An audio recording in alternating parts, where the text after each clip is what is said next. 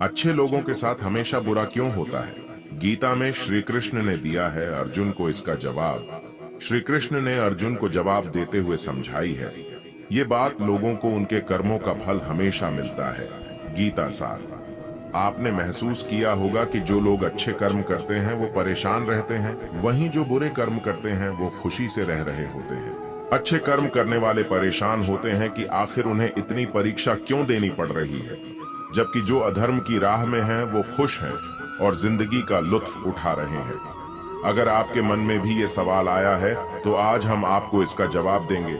ये जवाब वो है जो भगवत गीता में लिखा है और श्री कृष्ण ने अर्जुन को दिया था।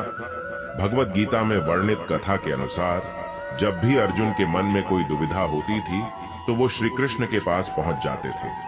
एक बार की बात है, अर्जुन ने भगवान श्री कृष्ण के समीप आकर कहा कि वो दुविधा में है और इसका जवाब वो श्री कृष्ण से चाहते हैं। श्री कृष्ण ने पूछा कि क्या सवाल है? अर्जुन ने कहा, मुझे ये जानना है कि अच्छे लोगों के साथ हमेशा बुरा ही क्यों होता है, वहीं बुरे लोग खुशहाल दिखते हैं।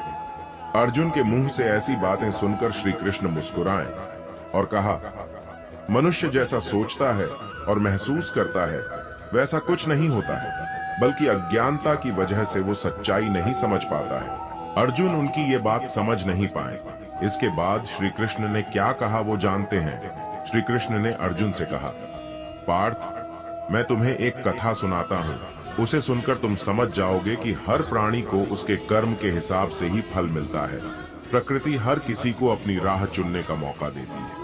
अब वो मनुष्य की इच्छा पर निर्भर करता है कि उसे धर्म की राह चुननी है या अधर्म की। कथा शुरू करते हुए श्री कृष्ण ने कहा, एक नगर में दो पुरुष रहा करते थे। एक पुरुष व्यापारी था जिसके जीवन में धर्म की बहुत महत्ता थी।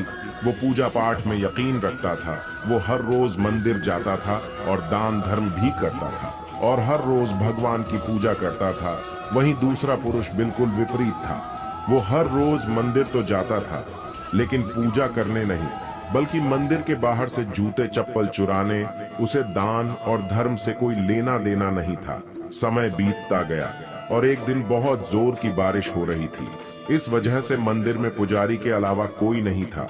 ये बात जब दूसरे पुरुष को पता चली तो उसने कहा कि ये सही मौका है मंदिर का धन चुराने का। पंडित से नजर बचाकर उसने मंदिर का सारा धन चुरा लिया। उसी समय धर्म कर्म में विश्वास रखने वाला व्यक्ति भी मंदिर पहुंचा। दुर्भाग्य से मंदिर के पुजारी ने उसे ही चोर समझ लिया और चिल्लाने लगे। वहां लोग एकत्र हो गए और उसे बहुत मारा। किसी तरह वो बचते बचाते वहां से निकला तो दुर्भाग्य ने उसका साथ वहां भी नहीं छोड़ा। मंदिर के बाहर वो एक गाड़ी से टकरा गया और घायल हो गया। फिर वो व्यापारी लंगड़ाते हुए घर जाने लगा तो रास्ते में उसकी मुलाकात उस पुरुष से हुई जिसने मंदिर से धन चुराया था। उसने कहा, आज तो मेरी किस्मत चमक गई, एक साथ इतना सारा धन मिल गया।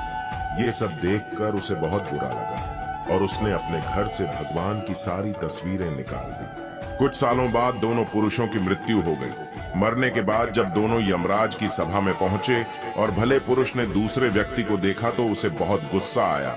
उसने क्रोधित होकर यमराज से पूछ ही लिया, मैं तो हमेशा अच्छे कर्म करता था, दान में विश्वास रखता था, उसके बदले जीवन भर मुझे अपमान और दर्द ही मिला और इस व्यक्ति को नोटों से भरी पोटली। आखिर ऐसा भेदभाव क्यों?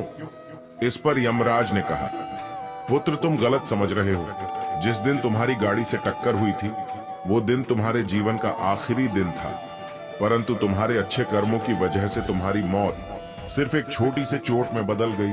तुम इस दुष्ट व्यक्ति के बारे में जानना चाहते हो। दरअसल इसके भाग्य में राजयोग था, मगर इसके कुकर्मों और अधर्म की वजह से वो सिर्फ एक छोटी सी धन की पोटली में बदल गया।